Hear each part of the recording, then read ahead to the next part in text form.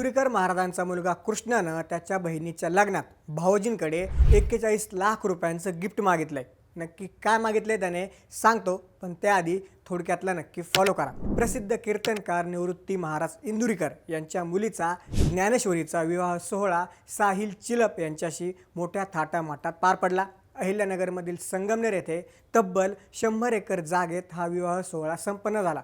या लग्नात जेव्हा कानपिळीचा विधी सुरू झाला तेव्हा महाराजांचा मुलगा कृष्णा याने आपले भावजी साहिल चिलप यांच्याकडे चक्क 41 लाख रुपयांची मागणी केली।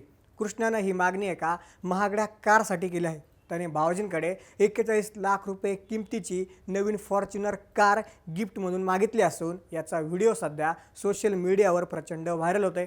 नेहमी आपल्या कीर्तनातून लग्न साधेपणाने करा असा सल्ला देणाऱ्या इंदुरीकर महाराजांच्या मुलीच्या लग्नातील हा राजेशाही थाट आणि मुलाची ही महागडी मागणी आता राज्यभरात मोठा चर्चेचा विषय ठरला आहे।